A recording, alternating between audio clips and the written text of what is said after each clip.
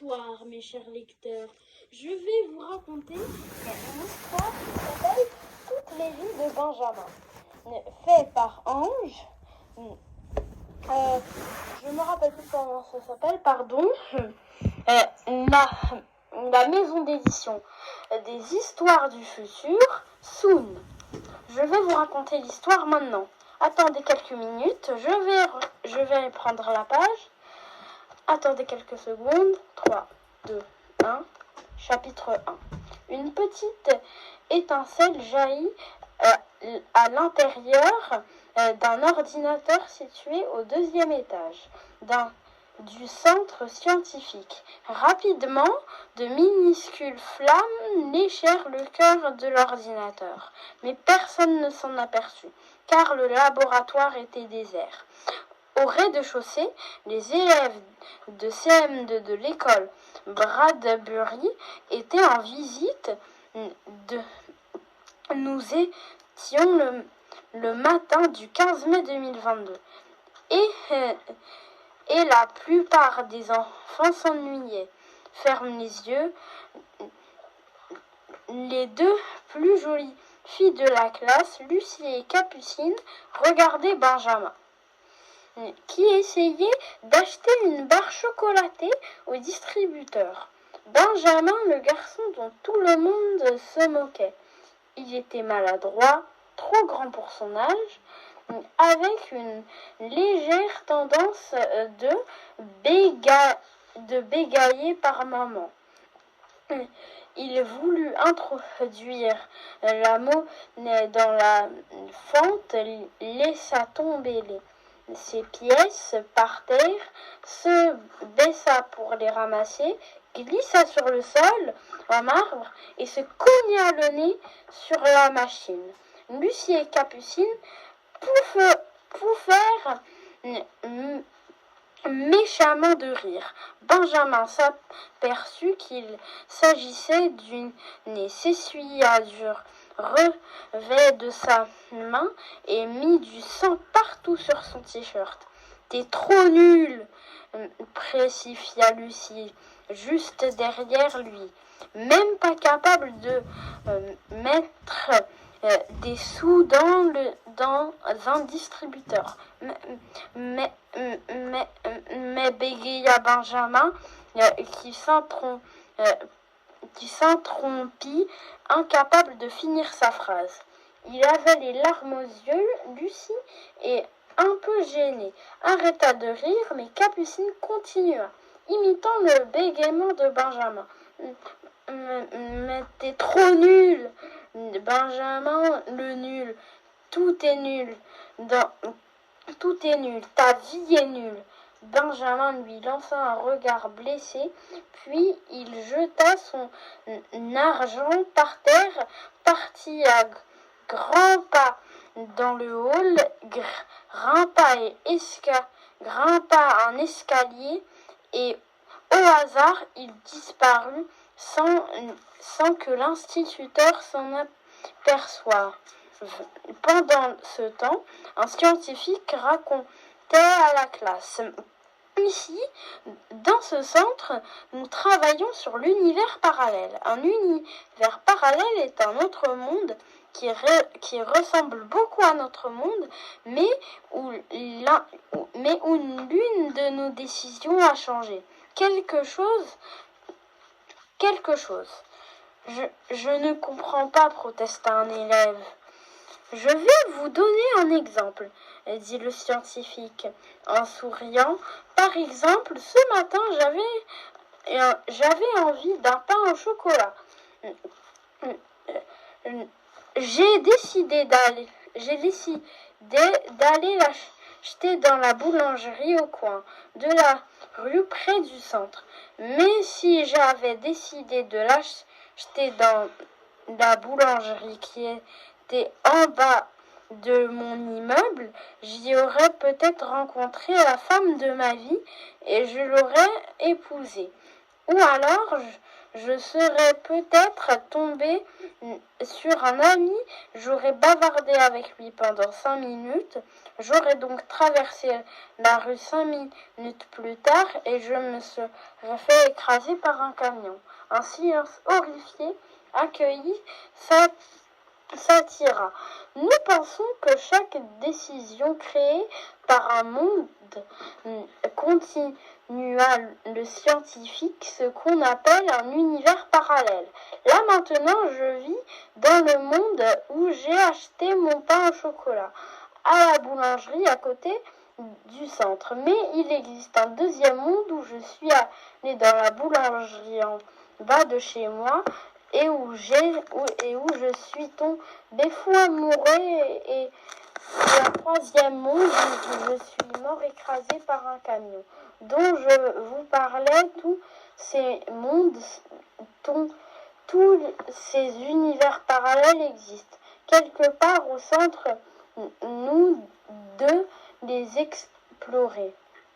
Nous tentons de les explorer, pardon. Il existe un univers parallèle où mes parents ne se sont pas rencontrés, demanda un élève inquiet. Exactement, applaudit le scientifique.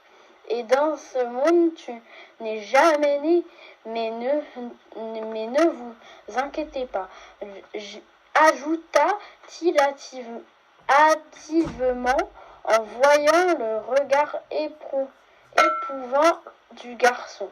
La plupart du temps, ce ne sont que des détails qui changent.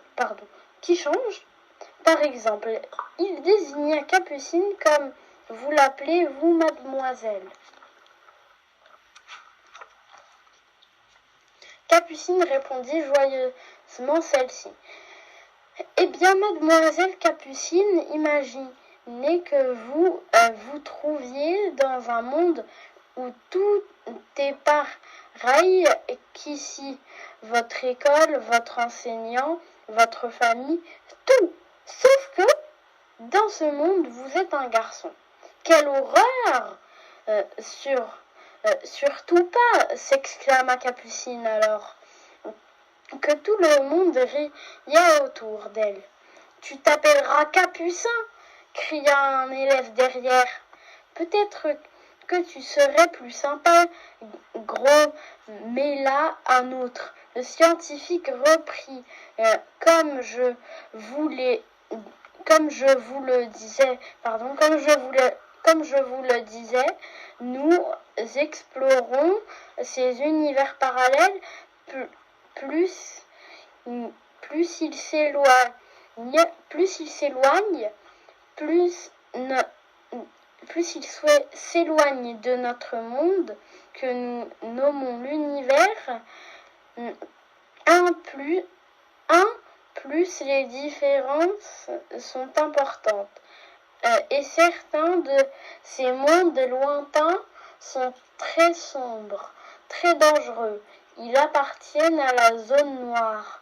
Je ne souhaite à personne d'être coincé dans l'un d'entre eux. En fait, une alarme hurla. Interrompant. Attention, attention, annonça une voix dans un haut-parleur. Un début d'incendie vient d'être détecté au 2e étage. Veuillez évacuer le bâtiment dans le calme. Je répète, veuillez évacuer le bâtiment dans le calme.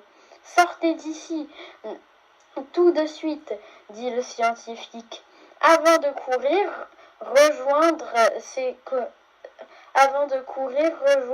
collègues.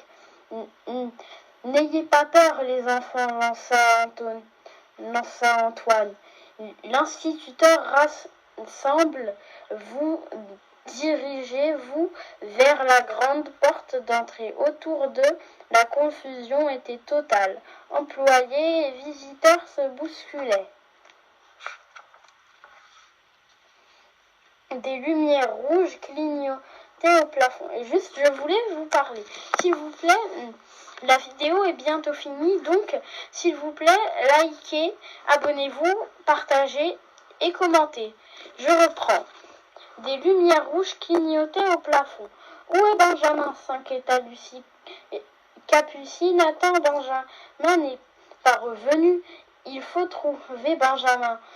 On s'en fiche de Benjamin, répond Capucine. Mais il s'est sauvé à cause de nous, parce qu'on l'avons vexé, cria Lucie. Tout le monde criait. C'était la seule manière de se faire entendre. On s'en fiche, répéta Capucine. Sans l'écouter, Lucie se précipita vers l'escalier par où Benjamin fuit. Lucie revient, appela Capucine. Mais Lucie grimpa déjà les marches à toute vitesse. Capucine haussa les épaules, et sans se soucier de son amie, elle suivit le reste de la classe qui sortait du bâtiment. Au deuxième étage du centre, Benjamin était assis par terre dans un recoin, ignorant l'alarme et broyant du noir. Des scientifiques en blouse blanche courent vers la sortie. Passait devant lui sans le voir. Ma vie est nulle, pensait-il avec tristesse. Ce qu'il était faux, bien sûr. D'abord, Benjamin ne bégayait que quand il était nerveux, et puis il avait des parents qui l'aimaient, une jolie maison où ils vivaient heureux tous les trois, et de bons résultats en classe. Mais quand on a 10 ans, les petits problèmes d'école paraissent terriblement importants. Les autres élèves se moquaient de la maladresse et même l'instituteur s'exaspérait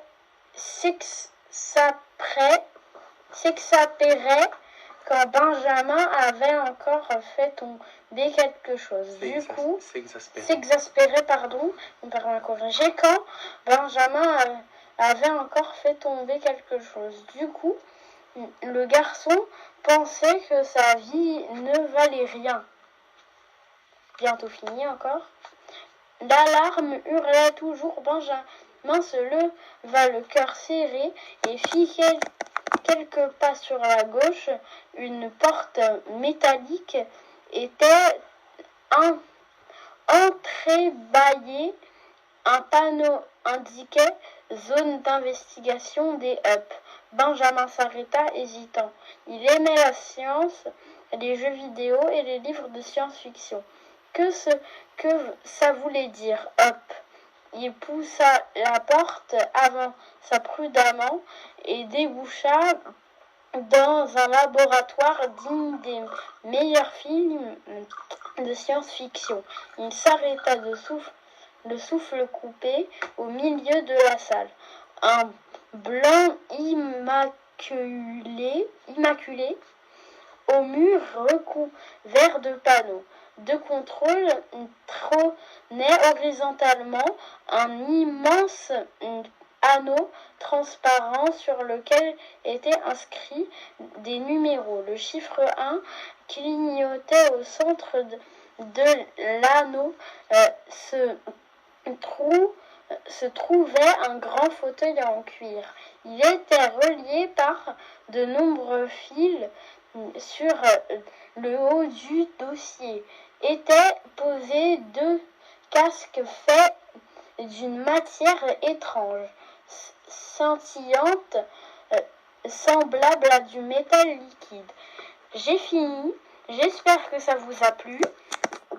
Commentez, likez, partagez. Et ciao. Au revoir. À demain. Je crois 20h. Vous retrouviez la deuxième vidéo ou à 13h, 14h, 15h. Donc au revoir.